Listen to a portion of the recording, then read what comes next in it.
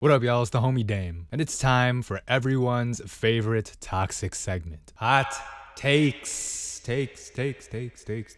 Pretty self-explanatory. I asked all of y'all on Twitter to send me your spiciest sriracha level takes on anime, manga, and life in general. And now we can sit here and talk about them for 10 or 15 or 5 minutes or so, however long this video is. The homie Damian is washed. Damn. So that's how we're starting out the video, huh?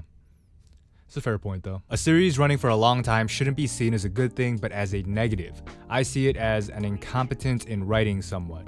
Lord of the Rings achieves as much world/lore building and as One Piece does in only the span of 3 movies/books that aren't over 1,000 chapters. And then they've got a follow-up comment. There's a difference between a story being split into 2 parts like Naruto, which is also dragged out, each with its own story, and shows like Detective Conan and One Piece, which both have sections that are very irrelevant. Attack on Titan established just as much lore in less than 1/10 of the time. I disagree. I don't think Aoyama was like, yeah, I need 5 million chapters to tell the story of Detective Conan. I think it's more of a strategic business decision where it's like, oh, I have a successful series that basically prints money. I'm gonna keep that going for as long as possible. Like, I'm sure Oda really does have a bunch of stuff that he wants to do with One Piece that really does necessitate like 1,000 chapters, but I also think it's just as likely that Shonen Jump just wants to keep that shit going because it's like the most popular thing ever. So I wouldn't call it incompetent writing because I don't think they're looking at it like that. In fact, it actually might be a sign of good writing. Like, I think you have things in the wrong order, right? I think the thought process of somebody like Oda is like, oh, this series is gonna go on for a long time because it's a cash cow, so how can I write a story that'll be compelling for that long of a time? That on its own takes a lot of writing chops. A show being predictable doesn't always dampen its quality. Depending on how events are presented, it can still be entertaining. Kind of like how you rewatch a show and know what will happen but still vibe with it. 100% agree. It's a common criticism you see all the time. Oh, this show is too predictable, that makes it bad. You'll have people straight up lying about how they saw the twist in Attack on Titan coming, or you know, something like that, and because of that, the show is boring and predictable. Maybe you really did see it coming, but that doesn't automatically make the show bad. Because if you think about it, if you were to do something truly unpredictable in a series, it just wouldn't work because it wouldn't be believable, or more importantly, it wouldn't be satisfying from a writing standpoint. Because I mean, Naruto could have ended abruptly by him tripping on accident in the Chunin exam, and then a sharp rock goes through his eye, gives him brain damage, and now he's dead. No one would have seen that coming, and even the most insane conspiracy fan theorists out there couldn't have predicted it. But would it be a good twist? No, I mean, that'd be a shitty way to end the series. A recent example would be the infamous twist in the climax of Odd Taxi. Obviously, I won't spoil it here, go watch the show on your own. But many people say they saw it coming a mile away, and that makes it bad. No, that's a good thing. That's called foreshadowing. It means the twist was set up in a way that makes sense within the universe of the show. And yeah, the last point here makes sense too. I can rewatch Madoka Magica a million times. At this point, I can like recite entire episodes from memory. I know when the twists are coming, but it doesn't matter because it's still a well-written show outside of all of that. Isekai never should have existed and have ruined anime to a high degree. Yeah, everyone always says this. I remember back when the consensus was that moe ruined anime. Like, y'all remember when Keion was considered the bringer of the apocalypse that would finally kill anime because it was too cutesy? And I'm sure there'll be some new trend in the future and all the Gen Alpha kids will be saying that that ruined anime, and they'll look back at this Isekai era with nostalgia. And for the record, things like Isekai and moe have been around for a long time. They've low-key been a part of anime since the beginning. The Shrek redesign is not that bad. This shows society will cry over even a little tiny change to anything they find nostalgic. You had a redesign?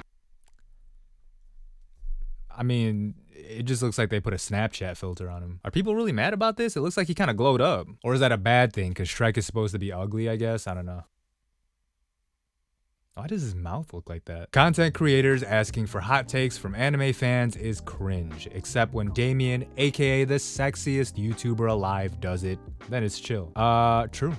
Very true. 1,000% true. 1,000,000% true on every single point. Sometimes I drop an entire anime because the opening sucks. IDK if that's unreasonable. I mean, these days, sometimes I'll watch an entire anime before ever watching the opening. Y'all know I only watched the ReZero Season 3 opening for the first time like a week ago, and it's been out for months. I don't even think about a show's opening half the time because I'm gonna be real, most of the time I'd be skipping that shit. I think when people shit on plot armor, it's kind of dumb and pointless because, well, they're the main character, they need need to make the story happen. I don't know how to talk about this better. Nah, yeah, I know exactly what you mean. When people complain about plot armor, it's usually because it's poorly done, meaning that they can't suspend their disbelief or that it feels cheap and unsatisfying from a narrative standpoint. Like, no one is gonna complain when we see the Avengers dodging explosions and surviving shit that should kill them, because, you know, you suspend your disbelief. It's an action movie, right? So characters are gonna do stuff like that. Even something cheesier and immersion breaking, like all the Pokemon using their tears to revive Ash after he gets faded by Mewtwo. Sure, it's a schmaltzy moment, but we understand that it's a kid's movie and we want to see that moment of heroic sacrifice be rewarded, but without having the main character killed. When people talk about bad plot armor, they really mean moments of bad writing, which, you know,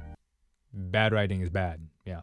Duh. Generation 8 is the best generation of Pokemon, and the first 3 gens are only liked out of nostalgia. Which one is Gen 8 again? Bro, what? Who was even memorable here? Dragapult, I guess. They're used in competitive a lot, and the legendaries are cool, I guess. The Galarian birds are cool too, but those are just like reskins of the Gen 1 birds. I guess they could also be talking about the Generation 8 games in general too. Then if that's the case, I don't know. Like, what makes Sword and Shield any better or worse than any other generation? Didn't a lot of people have a negative reaction to them when they came out too? The whole stadium gym battles are cool with the crowd chants, I guess. I mean, let me think. Brilliant Diamond and Shining Pearl were cool. I remember there being a lot of controversy around those games too. I feel like people are mixed on those. Like, yeah, sure, there's definitely a lot of nostalgia for the first generations. Like, if you go back and play Pokemon Blue or something, that shit is borderline unplayable after playing a more modern Pokemon game. But the Pokemon rosters, nah, man. Those first 3 generations are elite. Low-key, though, I think anime fans actually need to watch anime. True, but only watch the anime that I want you to watch. Watch every show that I cover on my channel so that you can then watch my reactions to them, and then I can get a lot of money. Alright, I guess that's all I got for today. Thank you to everybody who sent their takes in. As a reminder, if you want to send in your hot takes the next time I do this, you can follow me on Twitter at the Damian Gold. Also, I usually ask YouTube too, so you can check out my community posts as well. But yeah, thanks for watching. If you enjoyed the video, leave a like and subscribe, and comment below whether you agree or disagree with these takes. Alright, that's the video. Peace.